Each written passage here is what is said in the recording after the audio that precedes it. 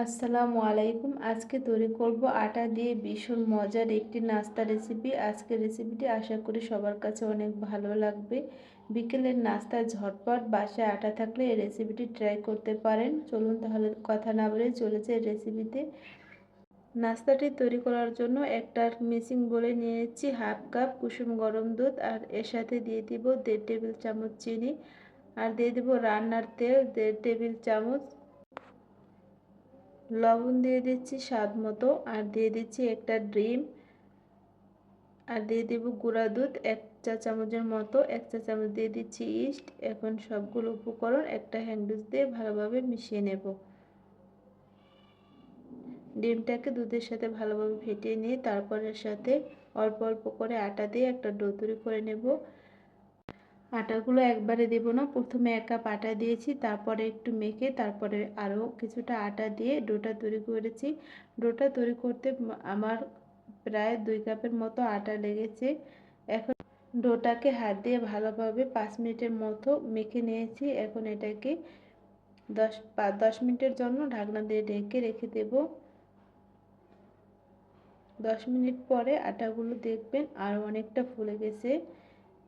10 minute পর ফিরে আসছি, দেখুন আটাগুলো ফুলে ডাবল হয়ে গেছে। এখন এর থেকে একটু বাতাসটা বের করে নিচ্ছি, আর বেশি এটাকে আর মাখার প্রয়োজন নেই, এরকম বাতাসটা একটু বের করে নিলেই হবে।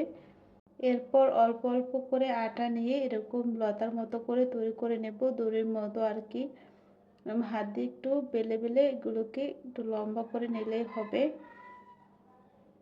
দেখেই বুঝতে পারবেন এটা তৈরি করা কতটা সহজ। এখন আর এরকম পেঁয়াজ দিয়ে তারপরে এটাকে এরকম ঘুরে ঘুরে আটকে দেব অপর সাইডে। এই সাইডে একটু হালকা পানি লাগে, তারপর এটাকে এরকম আটকে দিলেই হবে। এরপর এগুলোকে একটা বেকিং পেপার অথবা যে কোনো ধরনের সাদা কাগজে কিছুটা তেল মেখে তুলে নেব, তা না হলে লেগে পড়বে। অথবা যে কোনো ধরনের স্টিলের প্লেটও তেল মাখিয়ে তারপর নিতে পারেন। বোঝার সুবিধার্থে আর একটা তৈরি করে দেখিয়ে দিচ্ছি।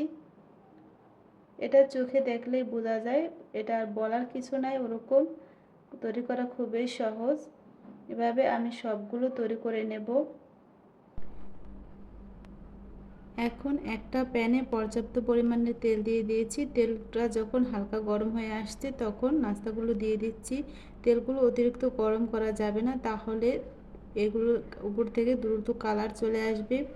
কয়েক সেকেন্ড পর এগুলোকে উল্টে পাল্টে দিচ্ছি।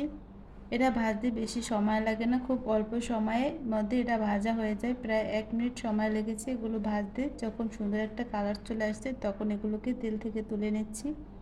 দেখলেনই তো নাস্তাটা তৈরি করা কতটা সহজ। খুব অল্প সময় সামান্য কিছু উপকরণ দিয়ে ঝটপট বিকেল অথবা সকালের নাস্তায় তৈরি করা যায়। এই রেসিপিটা একবার হলো বাসায় ট্রাই করবেন। আমি একটা ভেঙে দেখিয়ে দিচ্ছি কতটা পারফেক্ট হয়েছে, মুখে দিলেই মিলিয়ে যাবে। আজকের রেসিপিটি এ পর্যন্ত। রেসিপি ভালো লাগলে প্লিজ চ্যানেলটিকে সাবস্ক্রাইব করে পাশে থাকবেন পরবর্তী ভিডিও পাওয়ার জন্য। সবাই ভালো থাকবেন। আল্লাহ হাফেজ।